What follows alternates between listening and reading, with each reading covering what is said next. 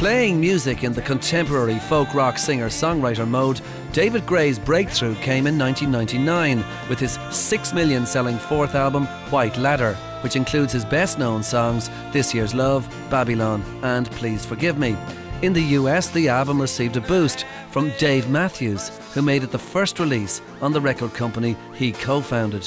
In Ireland, where he's always had a dedicated fan base, it remains the biggest selling album ever. Subsequent David Gray albums have all hit the top spot in the UK album charts. Check, 1, 2. You know, I don't look like a rock star, I don't sing like a rock star. That's where a lot of these songs came from. It's not encouraged to grow up. Well, you know something about it. I've never heard anything like that. Really? And I'll give you a count-in of 5, 4...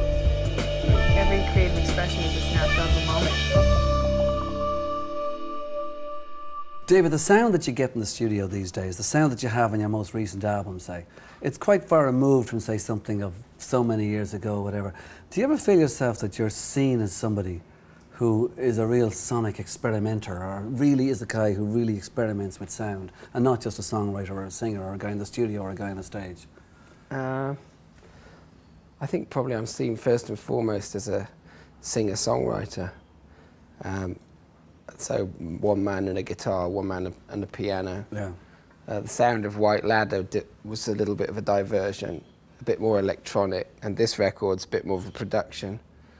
But I guess that for most people, and in my own eyes, really, I'm not really a sonic experimenter. I've become much more interested, though, in the studio and the fruits of sort of working hard in there. I was always a bit resistant of it, particularly at the beginning. I saw it more as a threat than a tool. I just liked to perform, and I just wanted to go in and turn the tape on and play. But through the process of making White Ladder, when we had to sort of do it ourselves, I had to get to grips with the whole thing. So slowly I've arrived at this point where suddenly I feel a little bit more sure of myself, and maybe my listening's changed as well.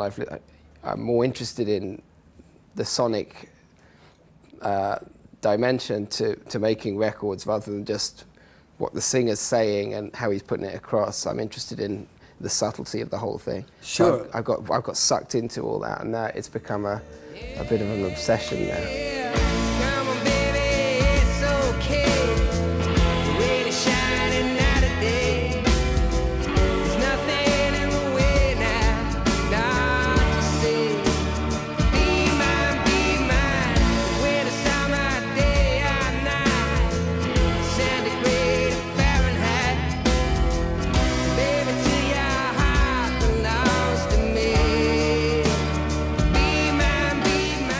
There's always someone going further, because certain people they can tick the boxes that I can tick, and they've got other ones as well. The sort of Tom Yorks and the Bjorks of this world, who, they've got more strings to their bow in terms of production. So when you listen to them, they're always taking things as far as they possibly can. That's the way that their brain's working.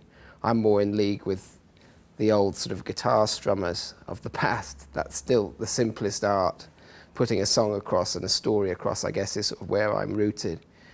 But listening to someone like her, well, there were already tracks that I was starting to develop on the record, and it was like, not that I'm saying I was going in the same direction, but I was trying things which for me were quite extravagant. So it was encouraging to listen to someone else taking it further than that.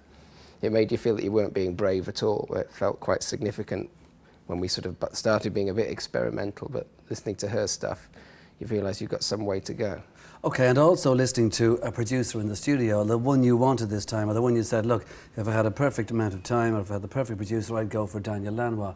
For certain things that he's done in the past, I presume everything from U2 to Bob Dylan, etc., and blah, blah, blah. Now, he said to you, he gave you advice, and he said something along the lines of that it's all very well to have a technical guy in the studio. What you're looking for, having listened to songs that you've done, is a kind of a musical guy as well. Yeah. So, did you know who he was going to say? Did he recommend before he even said the name of somebody? No, because I had a long list of people, some of which I'd met and some of which I hadn't. And talking to Daniel was a catalyst. He came over to the studio, we spent a whole day going through stuff, and I played him things on the piano, and I played him some outtakes of stuff he hadn't heard.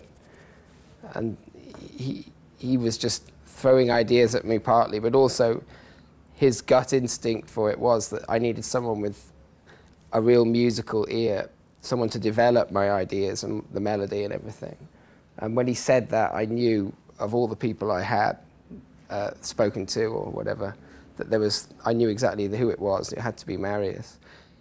I don't know whether working with Daniel Lanois would have been a smooth operation on this record, the fact it didn't happen, whatever.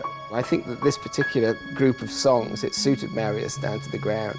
Songs like Slow Motion, Alibi.